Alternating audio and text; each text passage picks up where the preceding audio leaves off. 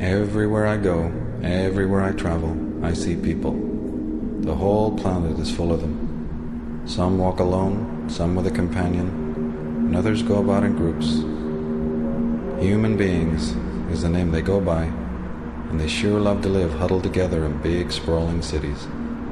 They all seem very busy doing this and that, and getting on with their lives. Yep, the people of the world tend to look very productive and in charge. If I went and talked to any of them, if I went and interviewed people and asked each of them whether they think they're in charge of their own destinies, I wonder what kind of answers I'd get. Most of them would confidently say, sure, I'm in charge of my own life path.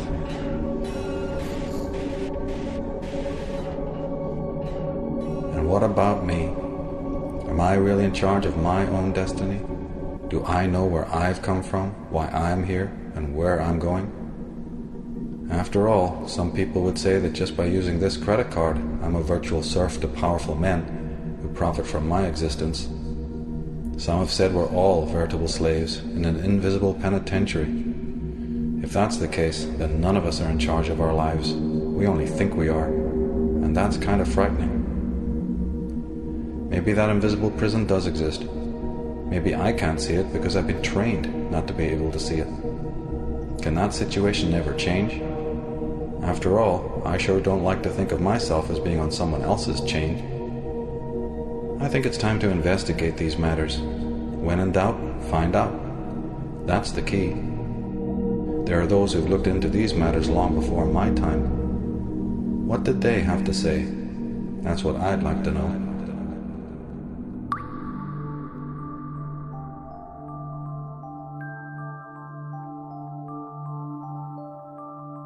So it says here, there's an interesting caption that says, "Here stands the new man. His conception of reality is a dance of electronic images fired into his forebrain, a gossamer construction of his masters designed so that he will not under any circumstances perceive the actual or the real. His happiness is delivered to him through a tube or an electronic connection. His God lurks behind an electronic curtain. And when the curtain is pulled away, we find the CIA sorcerer and the media manipulator." Jim Keith, Mind Control, Mass Control, just one of the fine books on, the manipulation of consciousness that he did before he sadly basically was killed. He was one of the people, I think, one of few who understood that the real war is a war on consciousness. It's very important to always remember that it may have so many other permutations. Now we're seeing it's mass killings in America or what have you. But and then all heads turn. As soon as that comes on the little media framed image, then people are shocked. And they turn to that as if it's some sort of freak phenomena or something like that. It's actually, the sad case is it's not freak. And anyone who's really studied mind control understands that mind control is ubiquitous. It's almost the question of who is not mind controlled, as opposed to who is mind controlled. It's just a difference in degree. The whole question of what is consciousness and how it can be manipulated is one of the most crucial questions of our time. In my work, it really goes along with the whole question of the origins of evil.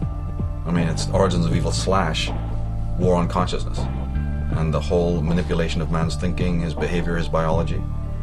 And And this question has distinguished some of the greatest scholars in the world, people like Wilhelm Reich. But in a more modern context, even people like Alex Constantine, Jim Keefe, Jim Marrs to a certain extent has gone into this. Well, in ancient times they used the sword and they used the gun and they used other methods like religion for pushing the populace around and getting people to do what was wanted.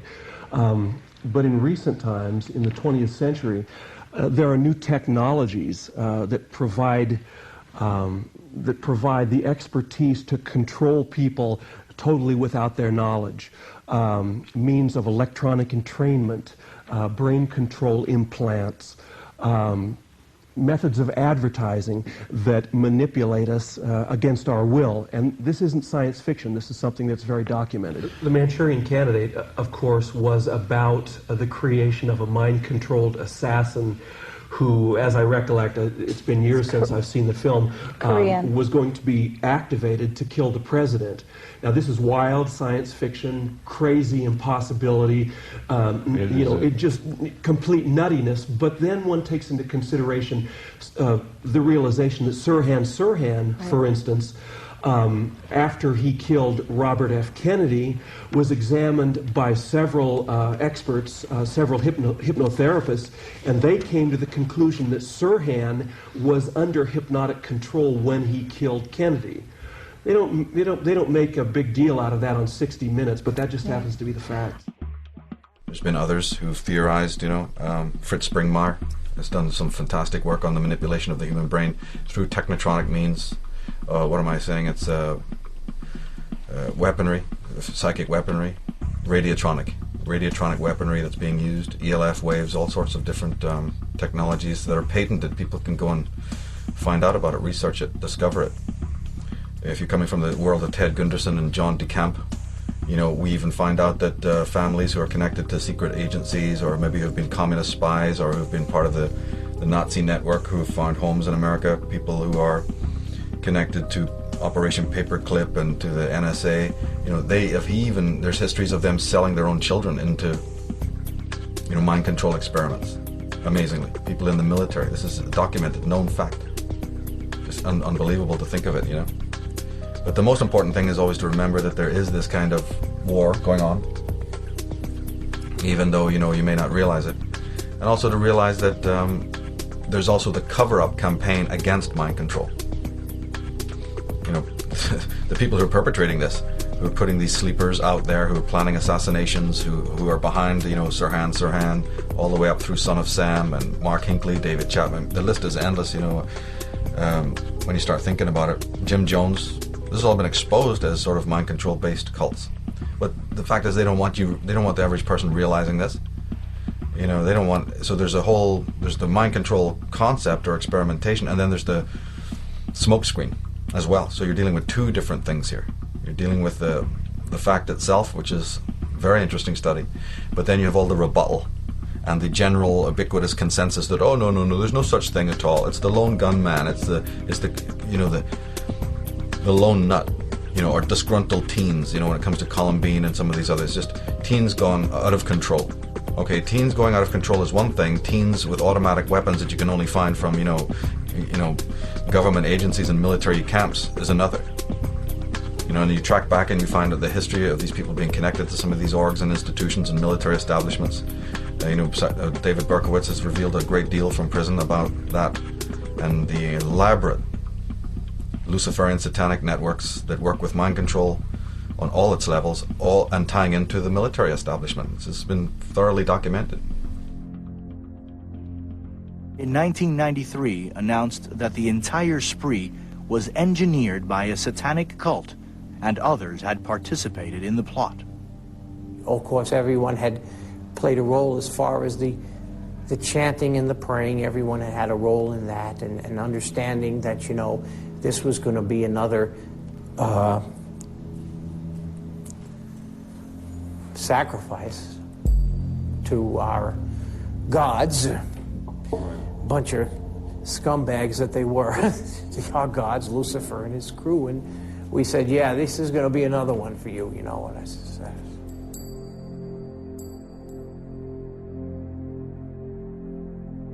certainly recommend Maury Terry's Ultimate Evil, in which Berkowitz reveals the whole level of operations, government black ops, and mind control behind the Son of Sam, behind the Son of Sam killings.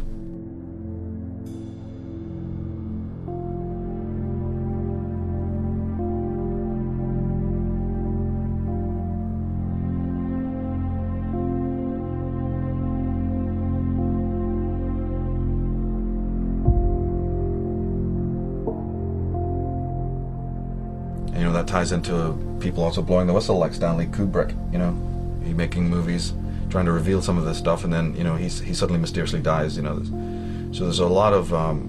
But anyone who's really studied this subject for a long time knows that it's not modern. It doesn't just date from the period of you know, the discovery of America or whatever. You know, you can take it back to England. Very strange happenings with serial killers there, like the one that jumps to mind, of course, is Peter Sutcliffe. Some of the revelations he made in court. He was known as the Yorkshire Ripper. You know, I've made a detailed study of so many of these kinds of personalities, both in America and in England, and the same refrain. It's almost unbelievable how common the refrain is. Not just about their own psychological upbringing with their parents and so on, but during their spree of crimes. You know, they made me do it. Voices made me do it. Hey, Doc, I'm possessed. Do it. Do it. You liar.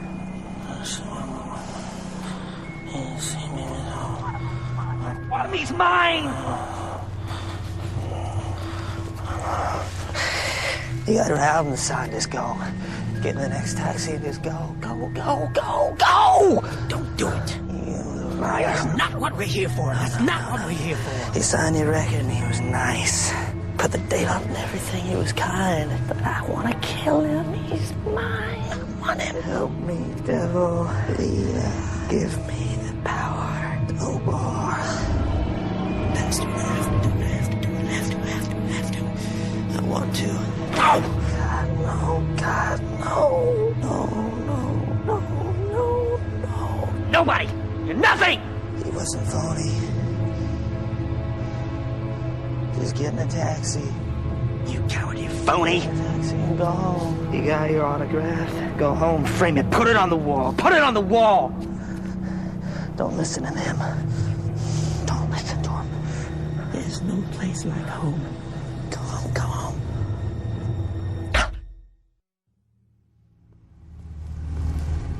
Mr. Lennon?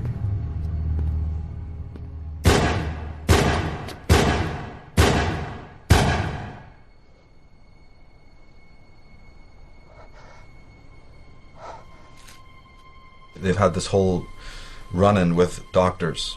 You know, the Hungerford killing, for instance. The name of the perpetrator escapes me right now, but it's the famous Hungerford case. Is blatant mind control. And the guy having serious problems, committing his crime maybe within half an hour of having a phone call from his specialist. A bizarre phone call was recorded in which the guy lifts the phone, it's perfectly normal, lifts the phone, puts it down, goes upstairs, gets on his hunting attire, his military fatigues, arms himself to the teeth with all of this, you know, hunting attire, and then goes down, you know, into Hungerford and basically slaughters a lot of people. And then, okay, the normal, ubiquitous, he kills himself out of remorse bit at the end. No, he killed himself at the end after the head detective arrives and through a loudspeaker or through some sort of a bullhorn coaxes him out. Johnny, come out, give yourself up, you're surrounded. And then you hear a shot. So how do we know that that particular speech from that detective or that chief of police is not loaded with what they call trigger terms? You know, we know it exists in backward masking. We know that codes have been used in the military. Well, you know, language is a communication device. How do we not know that in that speech, coded, embedded within that particular speech, when they're saying, hey, Johnny, come out, give yourself up, you're surrounded. How do we not know that within that is not some trigger word, and then bang, pop, you hear, oh, and then the media will never know. It's another mystery. Nobody will ever come to the, you know, and then the media unleash their story for you. They have their little story and the weeping parents, and we had no idea that our son was such a lunatic.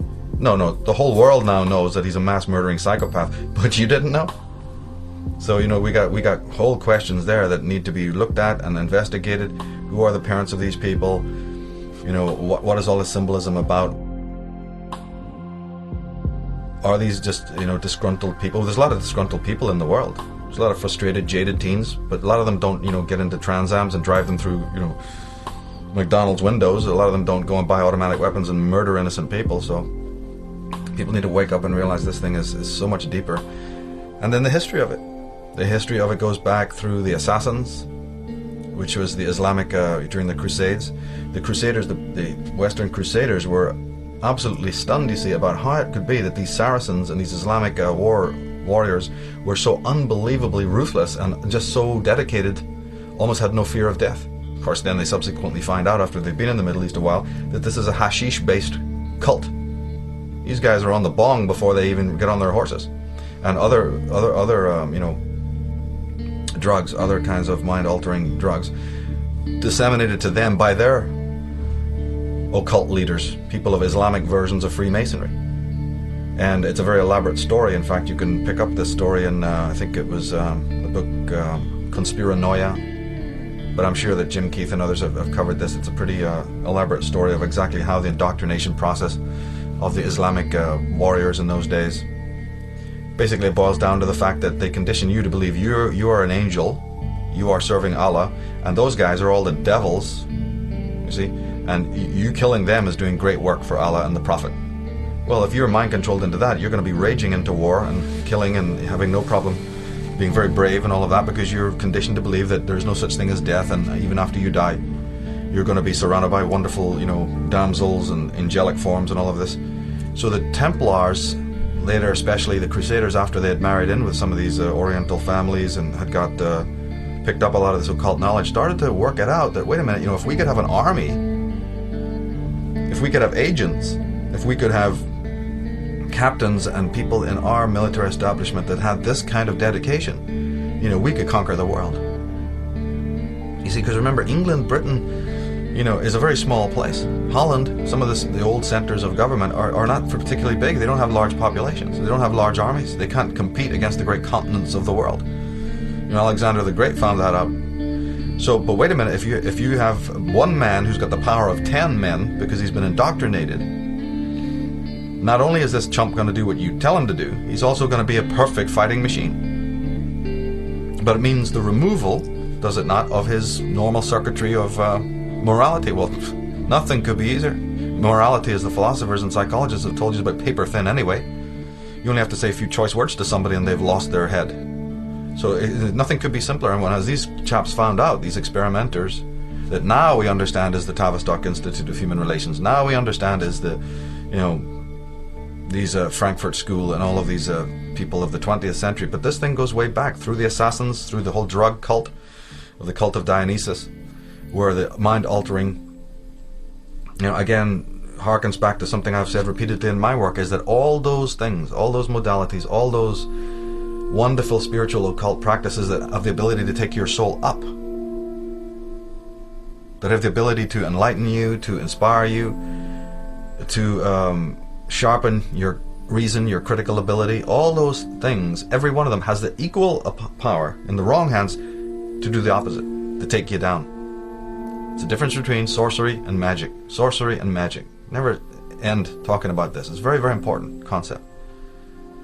And all that you see out there in the world today, especially in the media, and most of even the tinkering around with occult subjects, is a form of sorcery. And I'm not the first to have said that. And that's why there's so much insanity down the line, so much misinterpretation.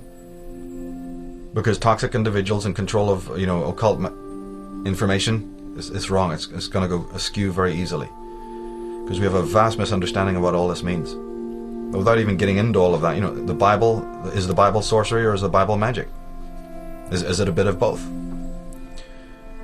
So it goes back through the Assassins, it goes back through these, and not only them, there's been many cults in the Orient. The Thuggee is another one to be studying, where we get the word thug. Not only were these people funded and created by British money, by the East India Company, the Thuggees were never a problem before the British secret apparatus got there through the East India Company, and wanting to destroy and disempower the native Indians who resisted the infiltration of British elements, they formed a criminal organization, the Thuggee. They funded these, bong-smoking Shiva worshippers or whatever they were, Kali worshippers, who were no threat to anyone, nothing more than a simple faction easily taken care of in the region. suddenly have thousands and thousands of pounds. They're infiltrated by specialists from Britain, from the East India Company, to start plaguing the region, you see, and causing upheaval and disruption, by which the British government hid behind. The triads, you know, the Tong, I mean, the list is endless. So this understanding of allegiance and realizing what a fragile, pathetic creature human beings are anyway, totally traumatized, that it's very easy to just, you know, paint over or even completely erase the human sensibility, the human sensibilities of morality and so on. And it goes right back into the question of religion as well. Religion is very tied up into this, because you're not appealing to man's reason when you're dealing with mind control. That's the first thing. You're dealing to man's irrational self, which is why people like myself are so adamant about developing the reason and developing man's higher, you know, levels of consciousness, because then there's only chance of being immune to all of this. But that's not the agenda of religion. That's not the agenda of the mind controllers. They want to drag you down into an irrational, limbic, mammalian, reptilian, you know, level of consciousness, what the Indian Vedas would call the lower chakra drives, and keep you there permanently so that you're confused and terribly weak, terribly psychologically disempowered. And so therefore you're going to seek stability, you're going to seek security through whatever kinds of handrails that are then provided for you by the system. You know. Again, the other side of this is you have the problem, and you have the historical issue, the historical problem, but you also have a new age now in which we have the internet, we have these writers, authors, so we're catching up on the game. We have even movies on the subject, incredibly detailed movies, in fact, that, you know, look into the whole of this. They use their tongues to deceive. The venom of snakes is under their lips. Their mouths are full of bitterness and curses. And in their paths, nothing but ruin and misery. And the fear of God is not before their eyes. They have taken the hearts and minds of our leaders. They have recruited the rich and the powerful. And they have blinded us to the truth. Our human spirit is corrupted. Why do we worship greed? Because outside the limit of our sight, feeding off us, perched on top of us from birth to death, are our owners. Our owners. They have us. They control us. They are our masters. Wake up. They're all about you, all around you. Easy to apply nails, pre-colored in 7 luscious hues. Just... Our impulses are being redirected. We are living in an artificially induced state of consciousness that resembles sleep. Oh, goddamn hacker, that second damn night that asshole's cut in. The movement was begun 8 months ago by a small group of scientists who discovered, quite by accident, these signals being sent through... He's giving me a headache. Yeah, tell me about it. Must took the hackers months to figure out how to do this. The poor and the underclass are growing. Racial justice and human rights are non-existent. They have created a repressive society, and we are their unwitting accomplices. Their intention to rule rests with the annihilation of consciousness. We have been lulled into a trance. They have made us indifferent to ourselves, to others. We are focused only on our own gain.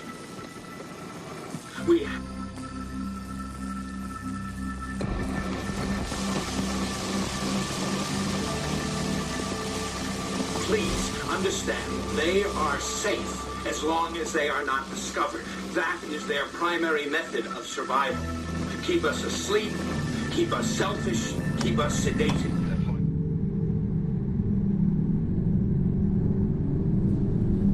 All I would say is that we've got to not trust the media stories when any of these,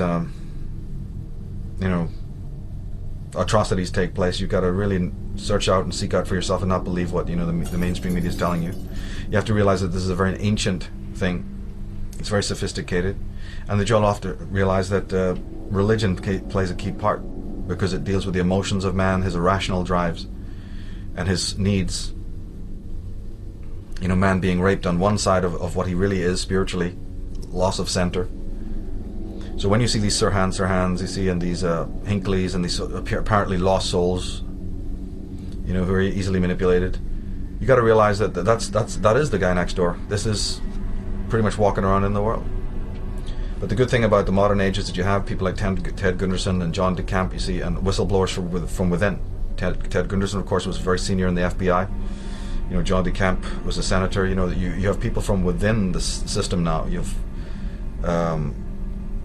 I can't remember his name, but in MASH, the show MASH, you know, BJ Honeycutt, the guy, his name will come to me in a minute. He has made a personal investigation into child abuse and satanic circles. So you have famous actors, you know, Lee Majors and Robert Mitchum have done movies on this. You know, certain Albert Finney with Looker. You know, there's a lot of movies out there that have been covering this. Of course, The Manchurian Candidate immediately jumps to mind. With fantastic film with who was in that? It was Frank Sinatra. You know, lots of elements there, and that is not fiction. That is absolutely true, with key words, key phrases. Isn't it a coincidence that Mark Hinckley and Chapman, you know, both were reading Catcher in the Rye? You know, so just even these small sort of anecdotal connections, and the way they do it is also very interesting. How the whole process of how an actual mind control slave is made runs along pretty typical lines. They have traditional ways of doing it. It's very much based on your own profile when they've been studying you independently without your knowledge. And also, of course, we find out that many of these individuals who've gone down that road, who've been so abused this way, were in fact involved with the corps, or the the United Nations, or the media, or the military. You cannot even document the cases of the people who've gone on to commit these crimes, including Oswald and Son of Sam, David Berkowitz, and other people. They've all had some sort of background in the military, or they've all worked for some sort of United Nations group, or military corps, or Peace Corps, or whatever. They've had some tie-in with some major orgs, and sometimes a lot more, sometimes full-blown, military intelligence kinds of organizations. And we even know that the conspiracy movement and, the New Age movement is infiltrated by these people. There's all sorts of levels on this, all the way from the spiritual level, with religion affecting your mind and disempowering you in order to control every action and every thought you think, all the way down to this more street level, mind control, where kids are recruited from school because teachers who are in the pay of these, think tanks observe the child, observe their spiritual tendencies, observe their introverted nature. Because you'll always hear the same refrain. It's a very, very common refrain, which you pick up in Mark Hinckley, because he specifically was a virtuous man, actually. And his crimes were born out of a virtue that was manipulated. His virtue was to save the young from all the pestilence and evil that he saw that was rampant in the adult world. So the mind controllers would have picked up on this. And they would have looked at his profile and say, this man is, kind of humanitarian. He's a bit of a loner. So he was a kind of a loner in school. Yet, as a loner, he joined the military. Why would a loner... See, there's a contradiction right there. And they pick up on that. Why would a loner be joining something which is not only collectivized, it's highly collectivized, it's very regimented. So then they pick up conflict in his personality. And then he joins a collectivized kind of setup, like the military, and then it's still super introverted. His buddies will say, oh, we didn't go on with him, he never spoke, he was dead quiet. So you've got little contradictions there. Why would a man even like that be compelled to join something totally antithetical to his nature? Was he compelled to do that? Or was he trying to break out of his own, personality mold and try to do that as a way to, heal himself from what he thought was a malignancy of nature? Because if you're introverted and live in the West or live in America, they'll make you feel that you're malignant, all right. It's not that introversion is malignant, quite the contrary. As the psychologists know, it's the extrovert personality type that's the easiest hypnotized. Ha ha ha. The extrovert personality, Mr. Sunshine, the one-season world, getting gung-ho guy who's super successful, got everything that the material world can offer, he goes under in 2 seconds flat, but it's the introvert that you kind of, manipulate. Well, so this is the, again, contradictions. Who wants it? Congratulations, Richard. You had some very interesting scores on the first series of tests for parallax. Testing for what? Parallax Corporation? You did apply for our training, didn't you? Oh, Christ, that. As you know, Parallax receives demands from all phases of industry. Demands for unusual personnel. If you qualify, and we think that you can, we're prepared to offer you the most lucrative and rewarding work of your life. Yeah, what do you get out of it? We receive a sort of finder's fee. As I said, the jobs are difficult to fill. I know your tests suggest that you have remarkable talents. Yeah, what do you mean by talents? You have difficulty holding on to a job, don't you? I don't know, I just don't like to take a lot of shit so people say I got antisocial tendencies. Right. But tell me, has it ever crossed your mind that maybe it's everybody else's problem that they don't get along with you? Why? Because you see, the very quality that gets you in trouble is what makes you potentially invaluable. What's that? Your aggressiveness. Aggressiveness? I don't want to intrude on you while you're reading. But get in touch with me personally if you'd like to go further.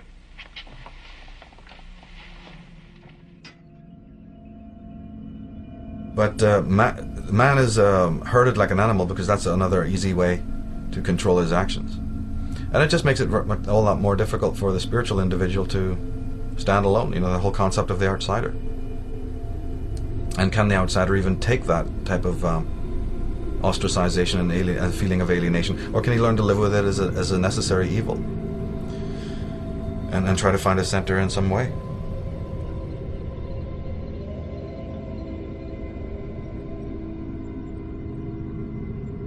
But symbolism is used a lot. Not only words and trigger words, but certain kinds of symbolism will be used. And I believe that these people, even when they approach priests, you know, maybe if they have some mental problems, what's your options? You know, nobody's going to understand you and your family are around you, so you're bound to have to go to a priest or some sort of psychologist, psychiatrist. And in my mind, you know, that's really could be potentially very dangerous. Because I've got questions about who these people work for, you know, and what kind of allegiances they have, and how many strange deaths have taken place while you're in the custody of these men in white. Why is Bayer Corporation the rat of the week? Internal documents show that after this company positively, absolutely knew that they had a medication that was infected with the AIDS virus, they took the product off the market in the U.S. and then they dumped it in France, Europe, Asia, and Latin America. The medicine's called Factor 8. It was an injection medicine that was used for hemophiliacs, mostly children. Children had been born with an incurable disease. Hold on, Mike. So, hold on. So you're telling me that Bayer knew that this drug was infected with the AIDS virus, they yanked it from the market in America, and then they dumped it in markets overseas? They had to figure out a way, Joe, to make a profit on a product that they could not sell in America. So they made a huge profit. They dropped the product in Japan, Spain, and France. Each year in the U.S., thousands of women learn they have cervical cancer. I could be one less. One less statistic. One less. Because now there's Gardasil, the only vaccine that may help protect you from the 4 types of human papillomavirus that may cause 70% of cervical cancer. I want to be one less woman who will battle cervical cancer. One less. Like all vaccines, Gardasil may not fully protect everyone. The side effects include pain, swelling, itching and redness at the injection site, fever, nausea, or dizziness. Gardasil is not for women who are pregnant. Gardasil does not prevent all types of cervical cancer, so it is important to continue with routine cervical cancer screening. Gardasil will not treat cervical cancer. Ask your doctor about getting vaccinated with the only cervical cancer vaccine, Gardasil. Gardasil. Gardasil. Gardasil. With Gardasil, you could be one less. O-A-E-L-E-S-S. I want to be one less. One less. O-A-E-L-E-S-S. Collapsed after being given the cervical cancer vaccine Gardasil. Health authorities are urging parents to stay calm, insisting the drug, which is being offered to students in WA, is safe. Brooke Levi thought the Gardasil shot she had on Friday at Engadine High was going to protect her. But now she blames the cervical cancer vaccine for a bad reaction. I want to pass out and just throw up and just go to sleep. Brooke ended up at Sutherland Hospital. 2 weeks ago, Melbourne student Natasha D'Souza also felt unwell after being vaccinated. I actually wasn't looking too good and I was looking a bit green in the face. And then I just basically collapsed about 5 minutes into class. Natasha says her arms and legs were paralysed and she couldn't speak. She wasn't the only girl to have the jab, then fall sick. Yeah, there were girls dropping like flies, basically. Medical authorities have declared the reactions aren't linked to Gardasil. They've blamed fear of needles. The after effects are very, very rarely serious, and the benefits of the vaccination are very, very important. There's no reason to stop the vaccination program. The vaccines have been thoroughly tested both in Australia and overseas and have been found to be extraordinarily safe. 70,000 Gardasil vaccinations have been administered since the drug's approval last year. Full protection against the virus that causes cervical cancer requires follow-up shots, but many girls aren't keen to chance it. I don't want to after going through this. Damien Smith, 7 News. Coming up in 7 News, a warning to diabetics about the deadly side effects of a popular medication. All of the money from the health industry goes into the medical monopoly and the drug trust. Interestingly enough, the Rockefellers control every major drug company in the world, and now when I say control, I mean directly. They have, among the directors and officials of each of the 18 largest drug companies in the world, they have men from Chase Manhattan Bank, from the Exxon oil company, and so forth. So they're right there. The names, I have all their names in my book, Murder by Injection. So it's a terrible problem, terrible problem. And if people are not willing to go holistic and really have a holistic background, you could be jumping from the frying pan into the fire. When you try to approach so quote-unquote professionals that give you help, well, you might be going to the most psychotic people that ever lived. The very people who have caused you to be the way you are through their whole media manipulation and their whole infrastructure of society. Like, it goes back to the question of who is sane, what is sanity? Is there anybody sane in this world? The more you start to look at it, the more you start to realize, no, you're not. You're in some sort of, hideous Planet of the Apes type experiment here. And man is a terribly, terribly disassociated and fragmented individual. People come to me all the time asking me to medicate them. The implication behind that was that human beings, like all other animals, have a particular ideal model. It had a machine-like quality to it. We know what the model should be. And they ask the medications, they ask of me to give them medications that would push them back to this particular model they have. An unrealistic model, but a very static model of man as machine. What was happening was that large parts of normal human experience, grief, disappointment, loneliness, were all being reclassified as medical disorders. In the process, a new system of management was emerging.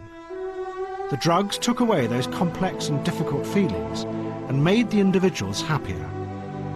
But they also made them simpler beings, more easy to predict and manage, and closer to the machine-like creatures at the heart of the economic models. By using checklists of symptoms about emotions, you have gone out and confused normal human responses to life with mental disorder, and therefore created an illusion of a vast epidemic. A medicalized illusion, and obviously a situation where you medicalize is a situation where your focus will not be on social change, it will be on controlling individuals to fit in properly. That's the subtle and overall danger here, that it could serve our kind of social economic systems needs in a way in which we become more efficient but less human. I will never veer away from this whole concept of consciousness, the effects on consciousness.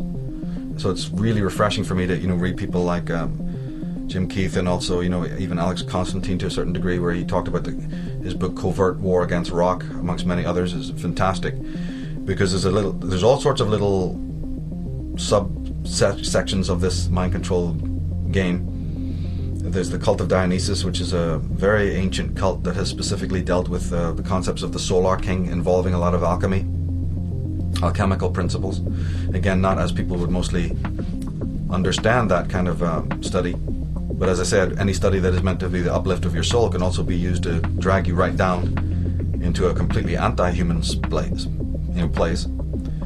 And the alchemical message of the 12 steps of the Sun King, like Hercules went through the 12 signs of the zodiac, the 12 trials, and Horus going through the 12 hours of night and the 12 hours of day.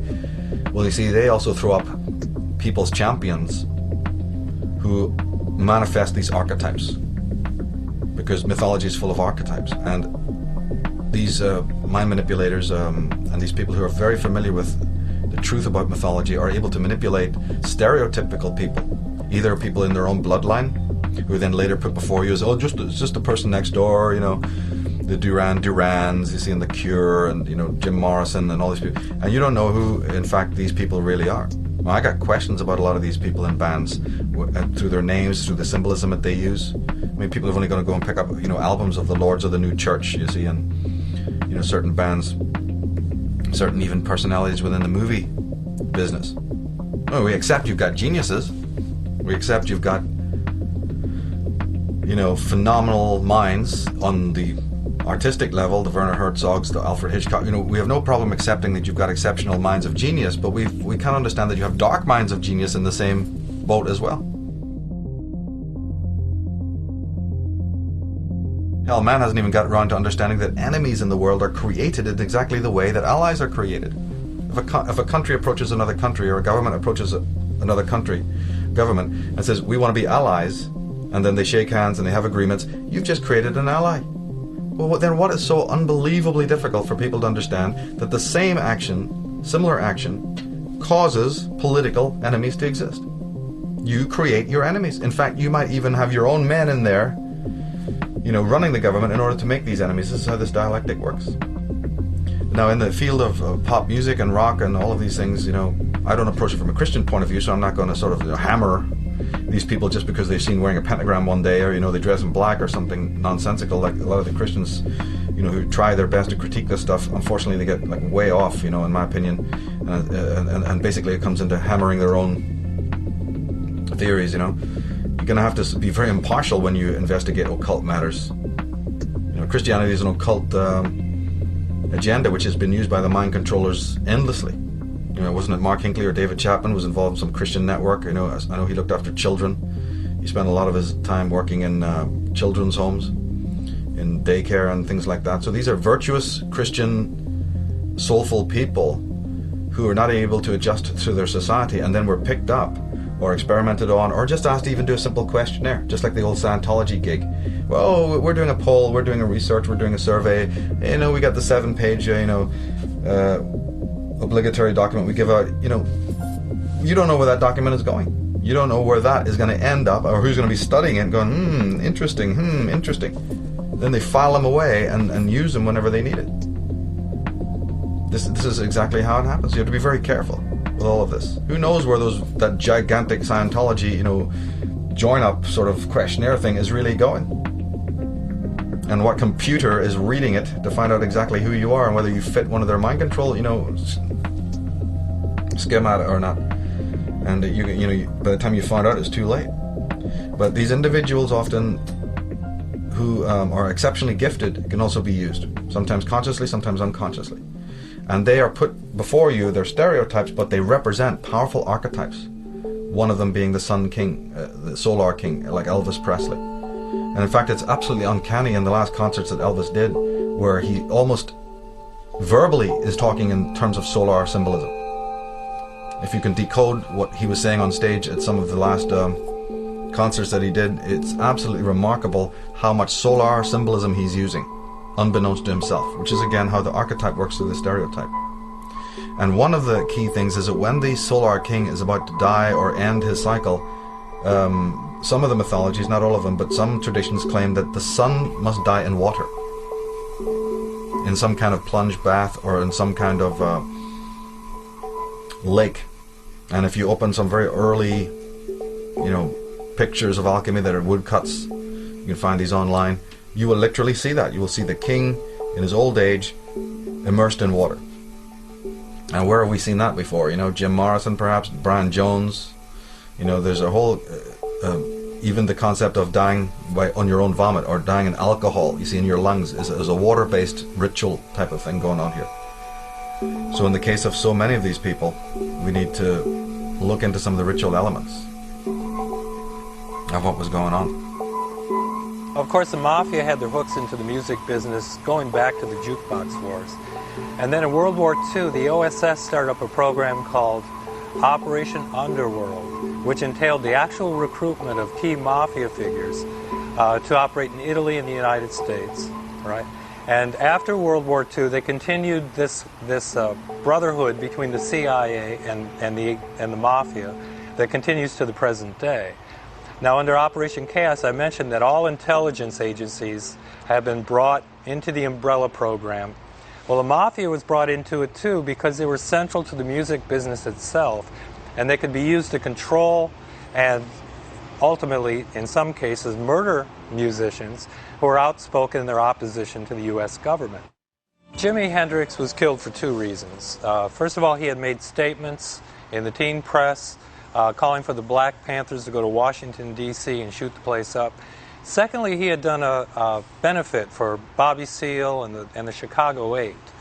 And that got the attention of the FBI and a program called COINTELPRO, which was a surveillance and assassination program. And it led to the murder of 28 Black Panthers. Tupac Shakur makes 29 because he was a Black Panther. Hendrix linked up with the Black Panthers, and for that reason, he was a dead man. But the Jim Jones thing has been blown wide open. If people know how to, read, they can go to Colonel James Bogart's book called The Serve, which is a fantastic book. It actually deals very deeply with the truth behind the Kennedy assassination. And there's other books that detail the truth about the Jim Jones thing and show that it was a British crack unit, not the SAS, but the Black Panthers or the Black something or other, happened to just be on maneuvers, right, in Guyana, within a mile from where the assassinations are meant to have taken place, the so-called suicide. If anybody believes that, I mean, they need their head examined, but, it just turns out that when you really do the research, you find that some crack, secret, operational, crack squad of British troopers are on location in Guyana at that time, and it vanished as mysteriously as they came, and the investigation never covered their presence. So, all the way across the quasi-understanding of religion and cultism. I think we were talking earlier about how you said the cults were studied by the marketing men, the media, straight commercialistic people to see about allegiances so they could start, infiltrating their own commercials for stupid cars and stuff like that with this cultish sense of this imagery, to engender belonging, in the sense of belonging. All that tribal stuff again.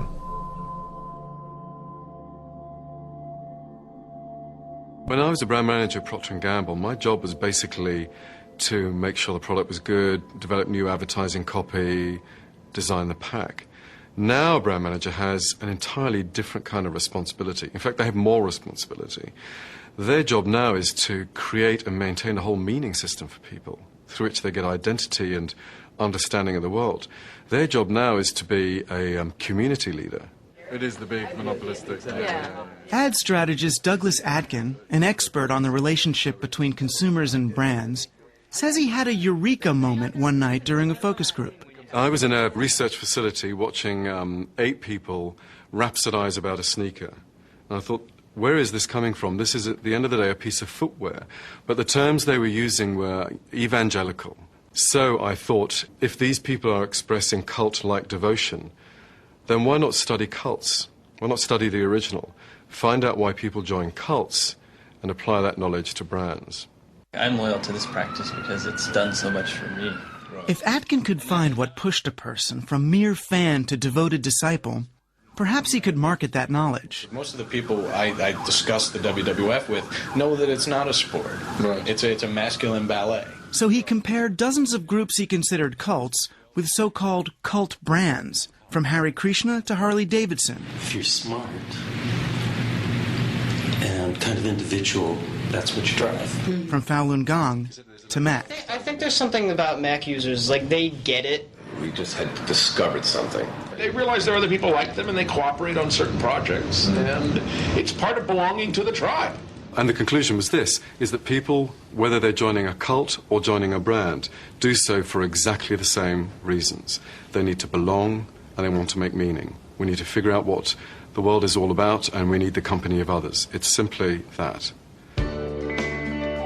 Saturn is a really good example. It's a mass cult brand.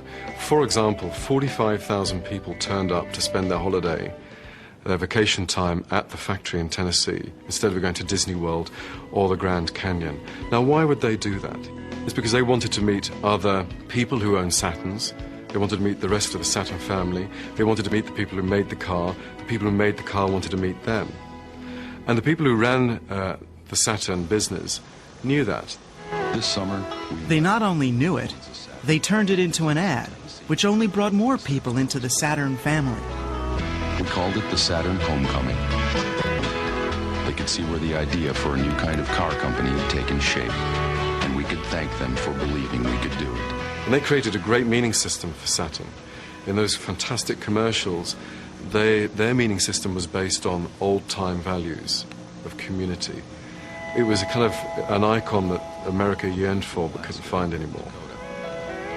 And that's the object of emotional branding, to fill the empty places where non-commercial institutions like schools and churches might have once done the job. Brands become more than just a mark of quality. They become an invitation to a longed-for lifestyle, a ready-made identity.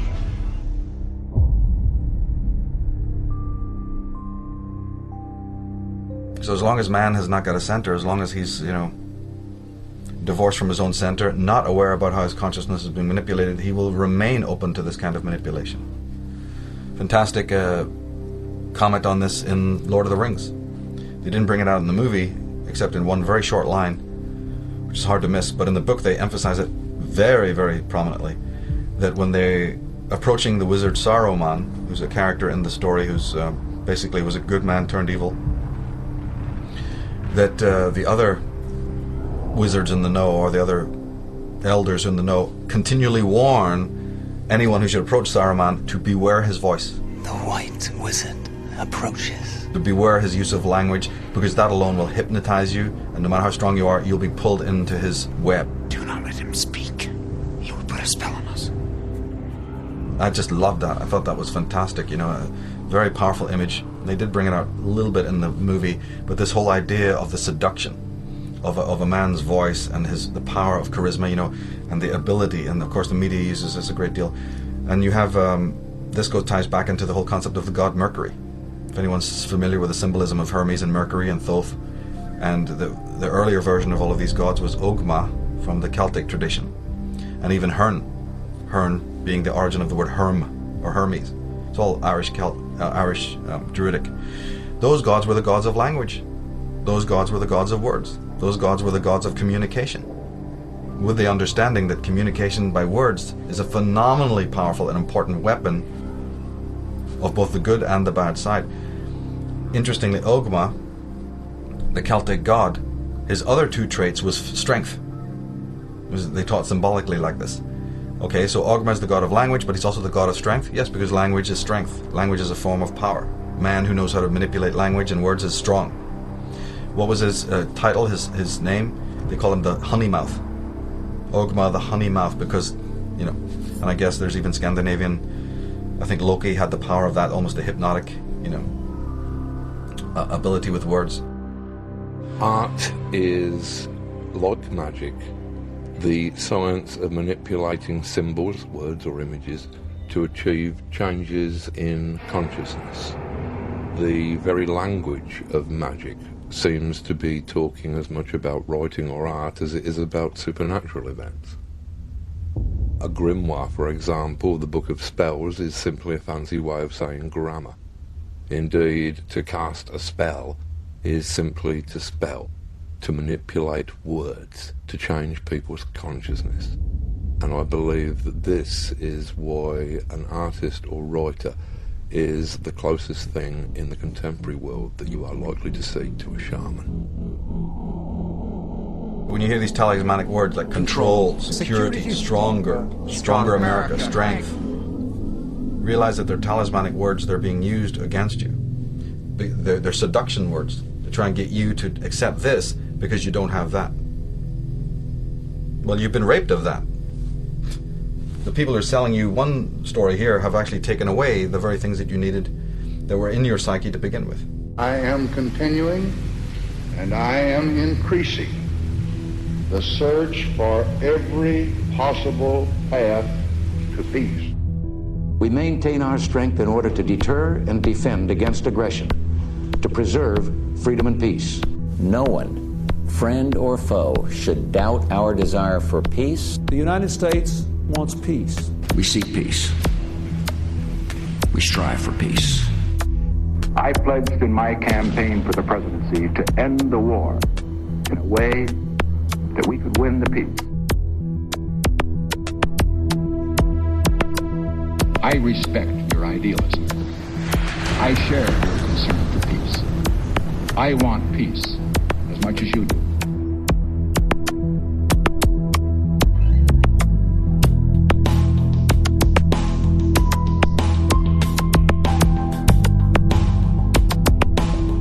We cannot wait for the final proof. The smoking gun. It could come in the form of a mushroom cloud.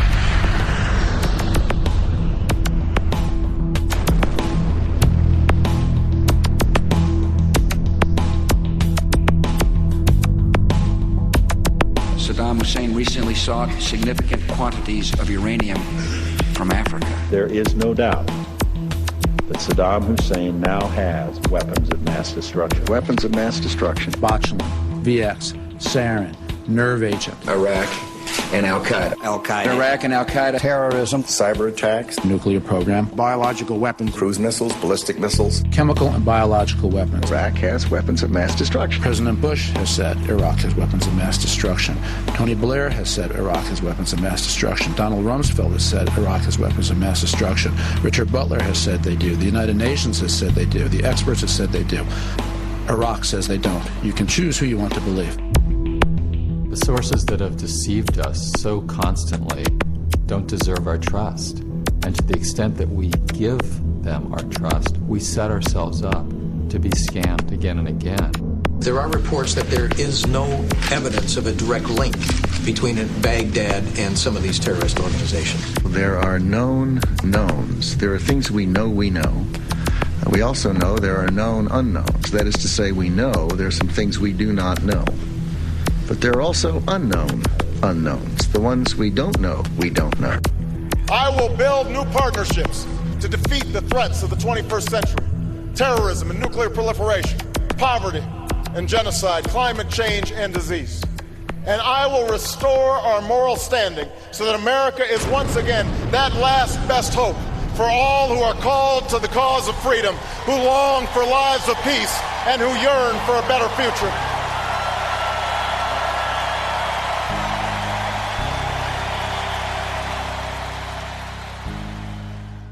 And this is used endlessly in the media by the drip feed method of just constantly downloading the same idiotic memes that you consciously would think you resist.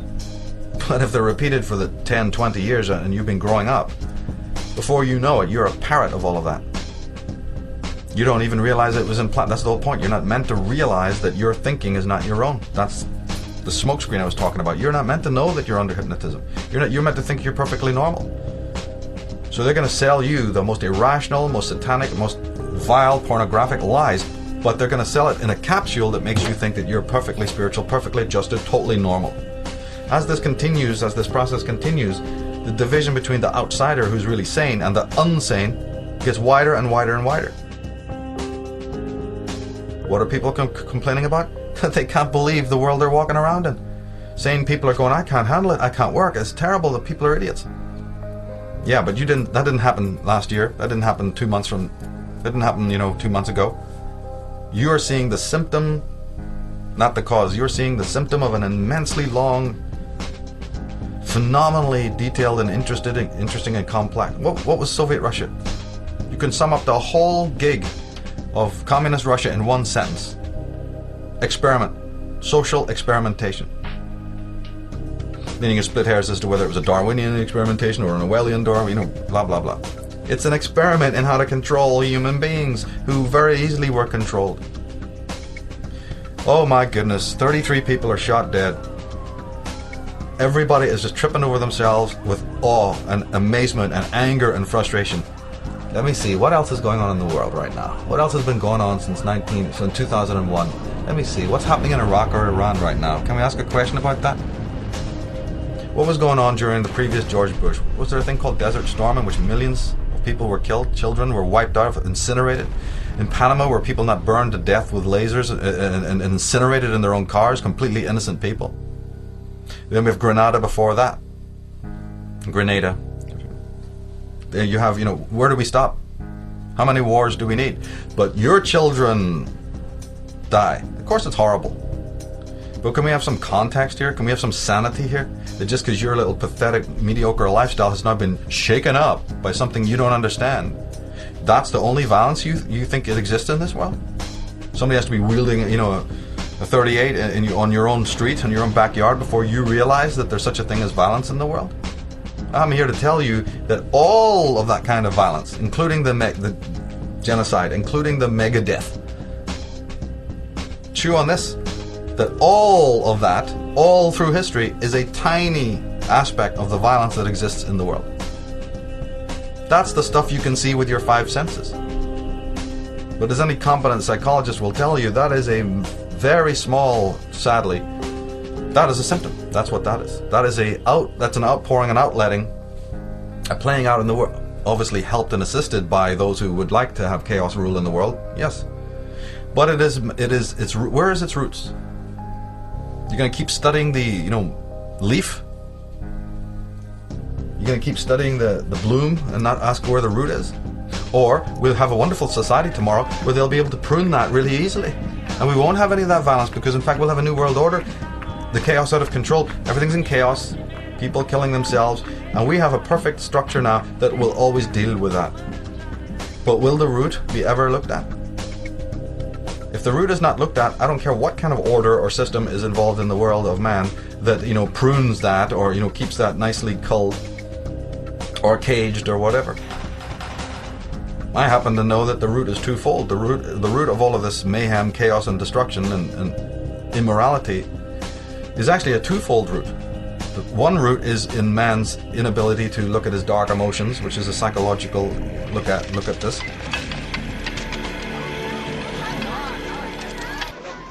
What are you looking at? Huh?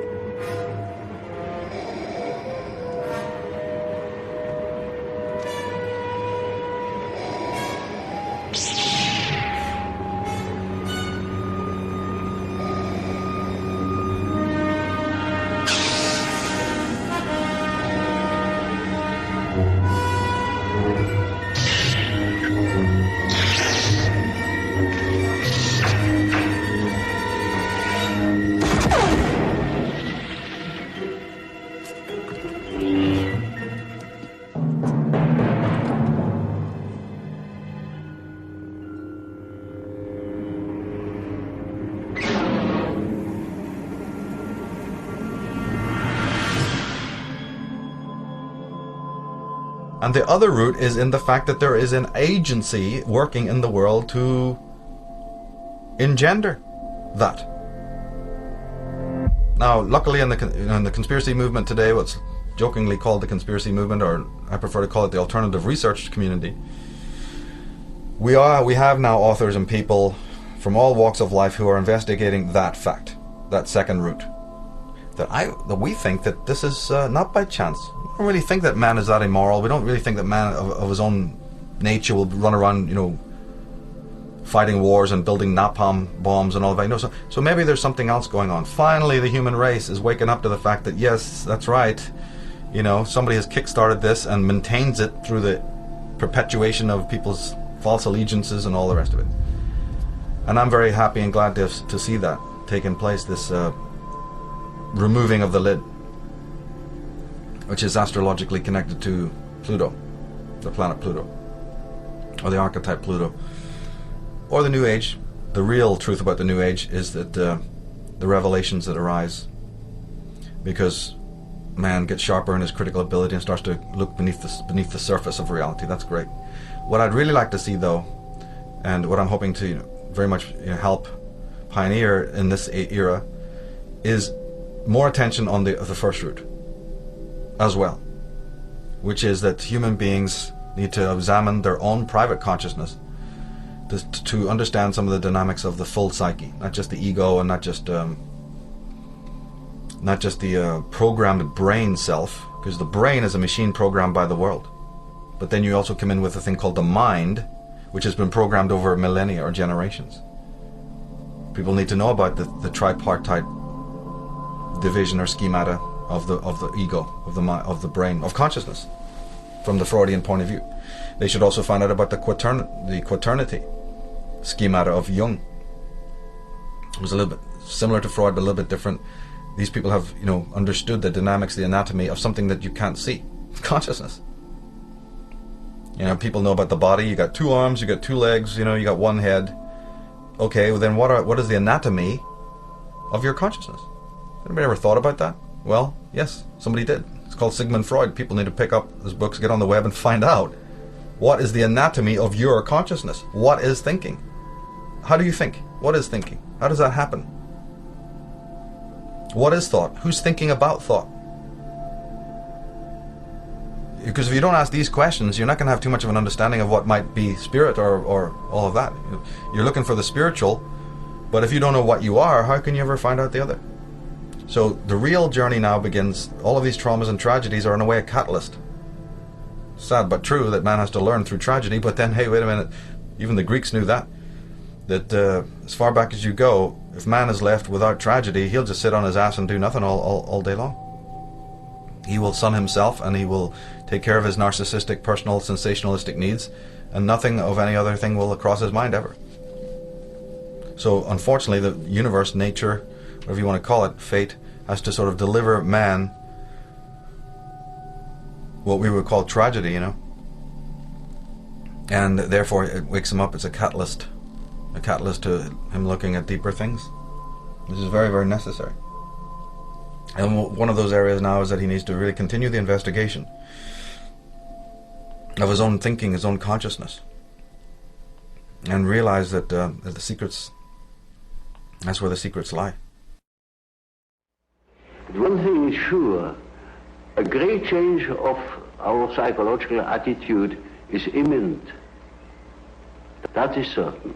Why? Because we need more. We need more psychology. We need more understanding of human nature, because the only real danger that exists is man himself. He is the great danger. And we are pitifully unaware of it. We know nothing of man, far too little. His psyche should be studied, because we are the origin of all coming evil.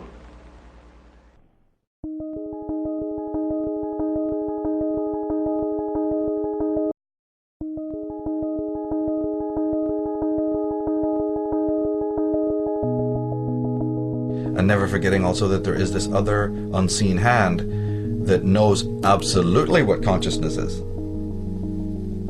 who are experts in that fact. You're walking around couldn't care less. You're waiting for the next movie to come out, and the next fashion and all that, what Hollywood's going to do next. But there's people there who have a thorough understanding of human consciousness, human psyche, human libido, and they're working on it 24/7 to feather their own nests and also to keep man in servitude, man whom they think is their creation. You know, they think of man as just being one of their own,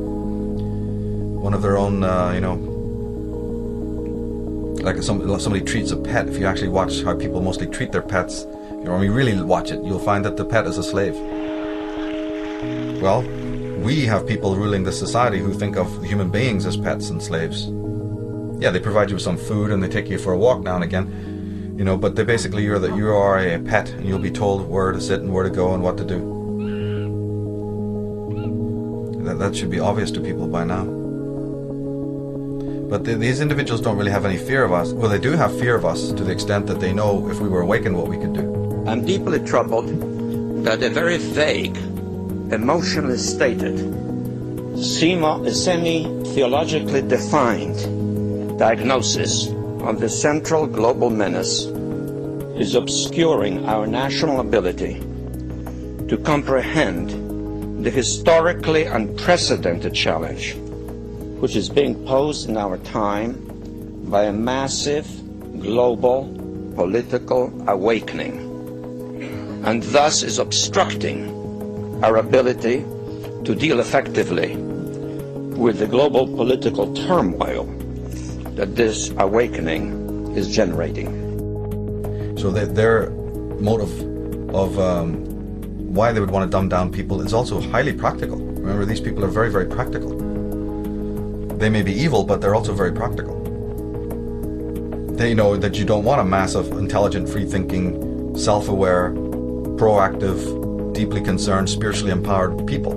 That's the worst threat that they can imagine. So it's very practical for them to keep people, what do they call it? One leash for one neck. Everybody in a complete sense of consent, with the illusion that they're independent. It doesn't work without that.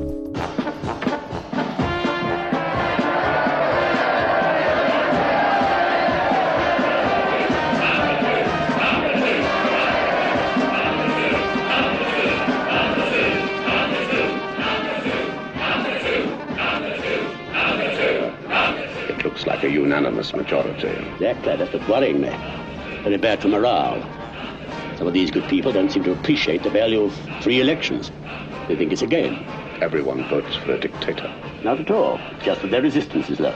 Frankly, my dear fellow, you are just the sort of candidate we need. There's recently a lack of opposition in the matter of free elections. This is not good for our community and reflects an acceptance of things as they are. We know what we must do. What must we do? Exactly.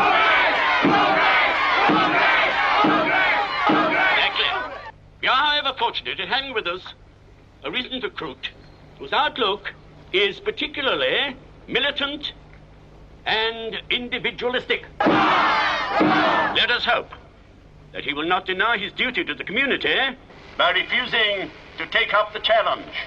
Good people, it is my pleasure to present to you the one and only number 6. I am not a number. I am a person. In some place, at some time, all of you held positions of a secret nature and had knowledge that was invaluable to an enemy.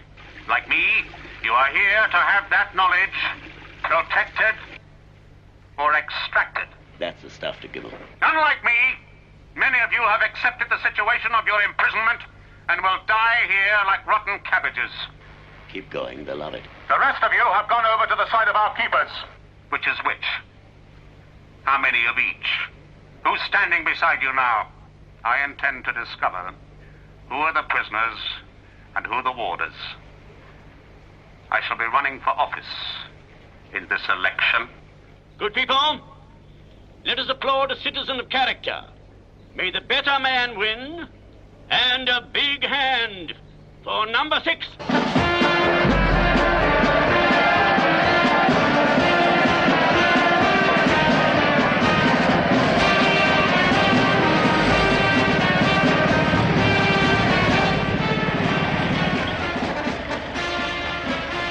seeing you.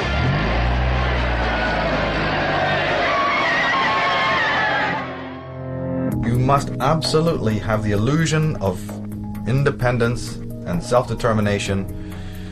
And we have a problem then. We have a problem that to really, really be independent, to really be an individual, which in psychological terms is called individuation, that's difficult for most people.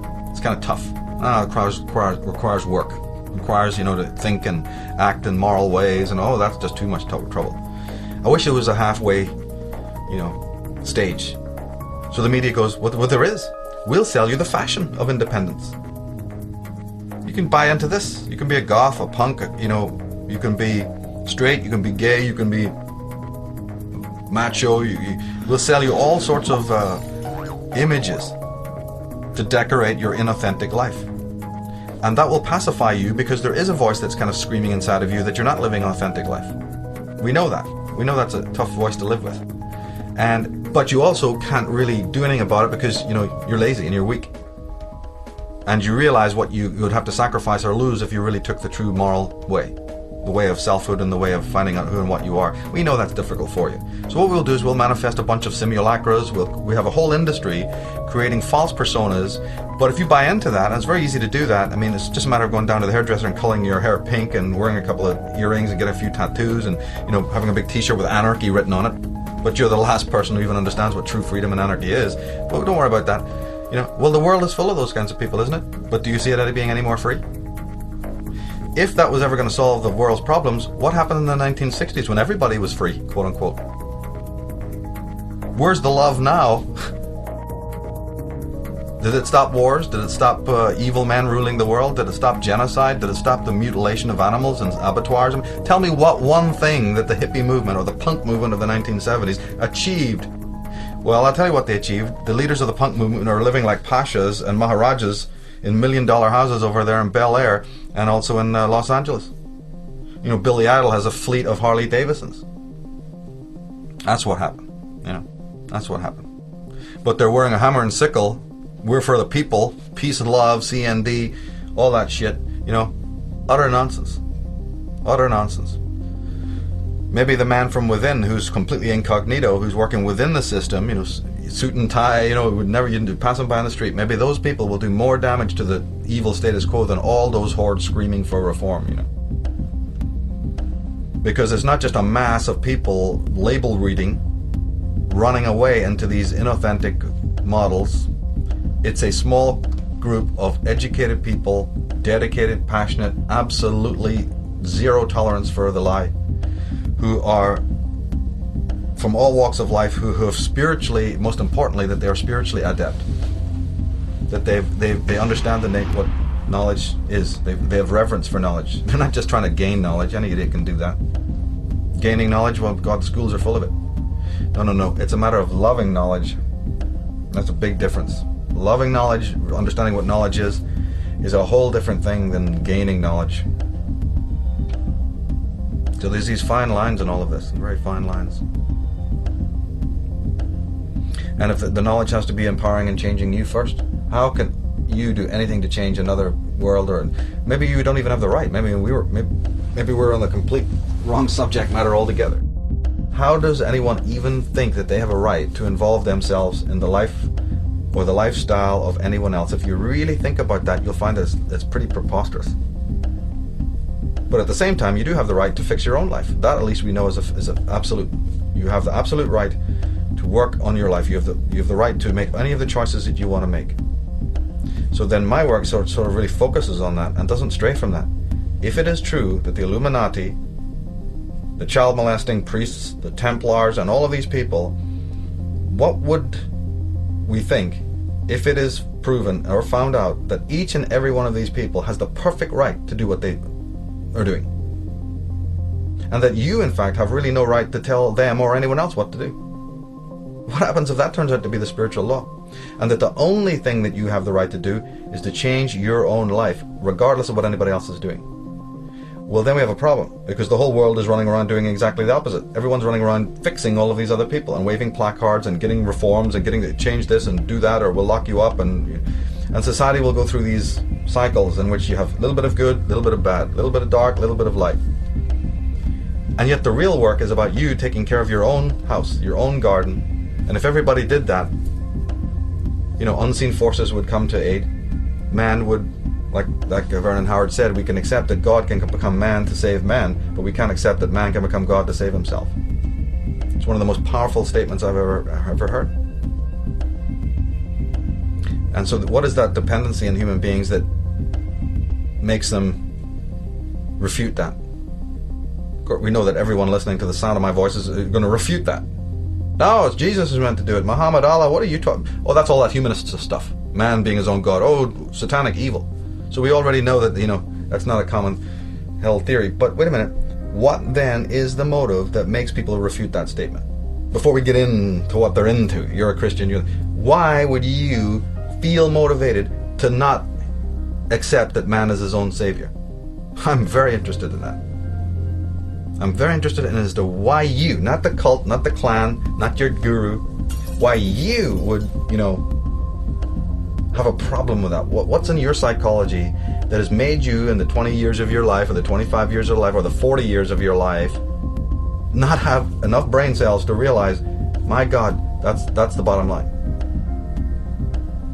Because in my opinion, if you don't accept that, you are an unsane person.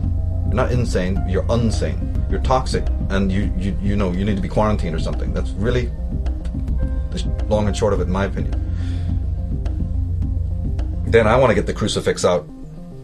As soon as I hear that somebody is, thinking that another authority, another person, has the rights over their mental and emotional and attitudinal and psychic life, I'm worried about that person, because I know that person has got some very serious psychological and existential problems right off the bat.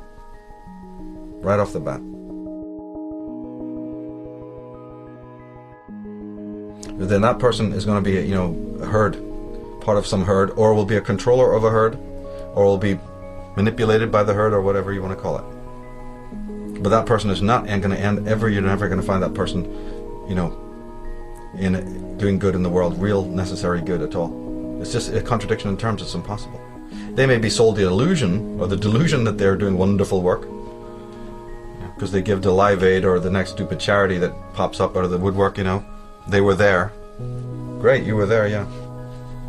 Well, we had Live Aid, didn't we? When was that? 1982 or something? Did the world get any better? No, all that happened is Bono and Geldof got on their best clothes one day and walked off down there to Buckingham Palace, got on their bony knees and said, thank you, Mom, for their little award. Okay, that's what happened. And their kids will go to good schools, and they will have, $1 million hotels, and they'll have the best time of it, because they're sellouts.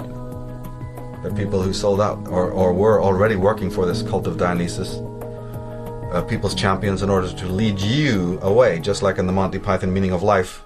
Follow Andre, the waiter. He's got something to show you, so you go up down some streets, over here, up some alleyways, come on, through a bunch of parks, take you on a 15-minute tour nearly there now, to show you something. See that? It leaves you up in an empty field. Much of a philosophy, I know. Fuck you. And then gets angry with you. Fuck off. You don't think it's very much. Don't come following me. Yeah. So keep on following Andre.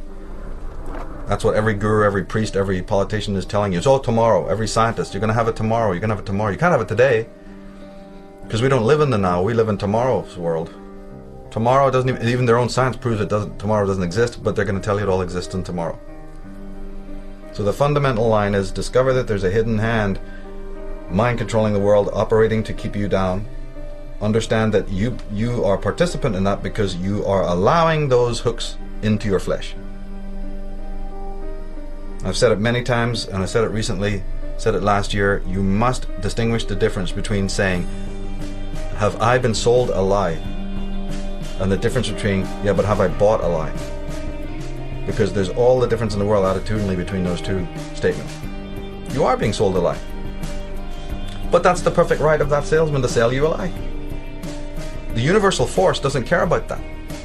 Universal force's judgment, field is not really operating on that frequency at all. The judgment field, the whole spiritual ball of wax begins based on whether or not you bought that lie.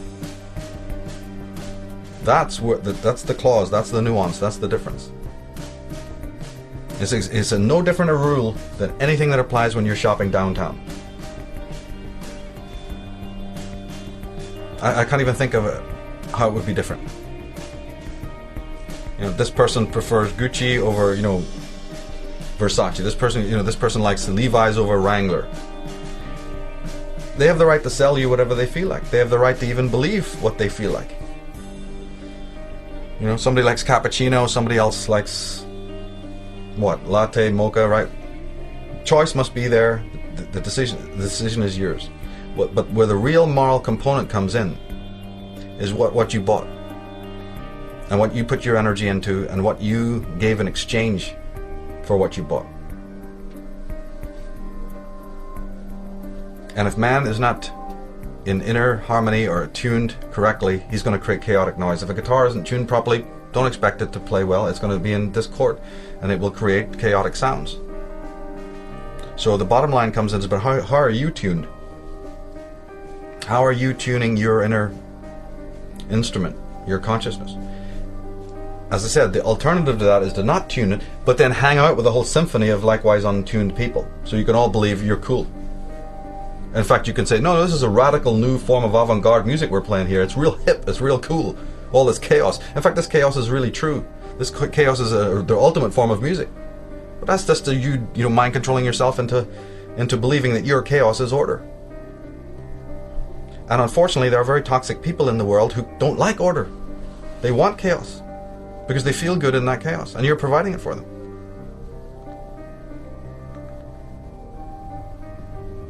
No human being who is in their center can be hypnotized. That's what needs to be remembered. No human being who is in their center, who is being guided, who is close to their intuition, who's a sharp, critical apparatus, who's got a sharp sense of judgment, can ever be manipulated. Not for any permanent or lasting length of time. You know, they can be diluted temporarily perhaps, but you know, it's like a muscle you have to keep on working on, a muscle you have to keep on sharpening, like anything. And I really believe that a lot of the obstacles and challenges and you know, tragedies that are occurring in the world, that's what this is for. This is the grinder. This is the thing that's sharpening the blades of intelligent people. You know, you have to have friction. I'm sorry, it just happens. You can't sharpen an axe or a beautiful blade without that grinder, without that sharpening apparatus and the friction that's caused and the mechanics of that. So it's the same way with sharpening consciousness. You must have this whetstone of the world in order to sharpen your mind and sharpen your consciousness, so that you come to see, you know, some of the meaning in all of this.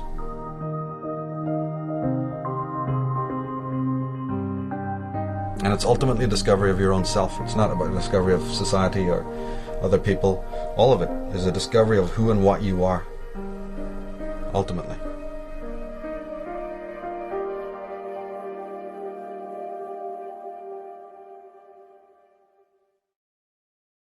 So if we come back to this comment or this quote at the back of Jim Keith's Mass Control, the first sentence was, "Here stands the new man." And this ties into my work on 2012, you know, and looking at just one other theory that might explain, because the generally held consensus is, you know, that 2012 will signal the end of the world. Obviously that's not going to happen, but it's not the end of the world, it's the end of man's world. It's the end of one cycle of experience.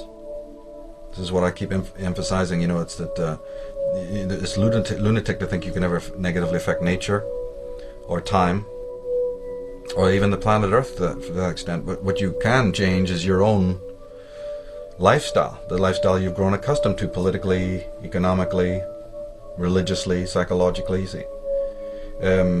From an astrological point of view, and if you tie in astrology with psychology, you get this concept about the death of the ego, that the ego of man's inner light, his inner sun, is finite. It has a finite life cycle, as a matter of fact. This is very much brought out in the Vedas, but it's also brought out in astrology with the 12 houses of the zodiac representing the 12 cycles, the 12 seasons of consciousness. Well, we happen to be in the very last degrees of the last sign of the zodiac, opening a whole, you know, subject connecting to the mortality, fatality of the ego itself. And that could this cycle be either the beginning or the ending cycle of this one phase of ego life. Doesn't mean that another type of ego life won't manifest tomorrow. all the gods are born out of the waters again, you know, return to chaos, then arises a newborn type of consciousness. But the fact of the matter is that predictions of tomorrow don't interest me. What interests me is what's happening now. What is the climate that's happening now? But even leaving that aside, whether or not the ego is going to die, or whether or not there is this life cycle in consciousness, which I personally do believe, the whole new man concept, or also what some scholars have called the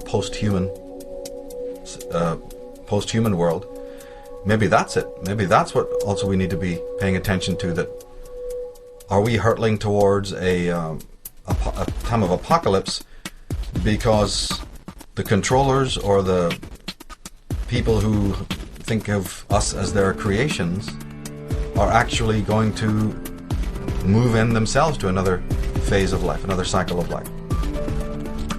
One that involves, you know, the organic computer, or a more mechanical type of mind. The mind is quite capable of operating mechanically. The brain, as I said, after all, is programmed by the outside world. It's nothing more than a glorified computer. But so could the end of history, or the end of man's history, around about 2012 be this? The opening or the initiation, the inauguration of a post-human world in which man and computer, you know, the cyborg is born? People might laugh at that, but if you have the eyes to see it, what is it that really makes a person human as opposed to a machine? What are people doing with their emotions right now? Are people happy and adjusted emotionally? Are people even looking at their emotions? Do people even understand what emotion is? Or the subtle differences between emotion and sensation, you see? Are people dealing with the dark side of their content? Or are they acting out in dysfunctional ways? Are they locked in dependent-based codependent relationships? Are they enslaving other people to their belief systems? Are they power tripping? Which one of these is it, you see? Well, sadly, it's all the latter. What's wrong? Nothing really. I just feel that I need something stronger. If you have a problem, don't hesitate to ask for assistance. Yes, thank you. I'll be all right. Call 348-FUN. What's wrong? I need something stronger. Take 4 red capsules. In 10 minutes, take 2 more. Help is on the way. Remember, an interval overdose may cause a serious chemical imbalance. I needed some Panura last night. I feel as if something excellent, odd were happening to me. Something yes. I can't understand. Could you be more specific? The sedatives. I'm taking atrazine, but it doesn't seem strong enough. I have a hard time concentrating. You are a true believer. Blessings of the state. Please forgive me. Blessings of the masses. Thou art a subject of the divine, created in the image of man, by the masses, for the masses. Let us be thankful we have an occupation to fill. Work hard. Increase production. Prevent accidents. And be happy. So could it not be that in exactly the same way as a person will take a medication, a drug, a panacea, or some other kind of escape to escape their own inner emotions, in exactly the same way as that happens on a daily basis? If the government comes along tomorrow and says, we have the perfect way for you to get rid of these troublesome emotions, would the world not buy into it? I think the world would buy into it in 5 seconds flat.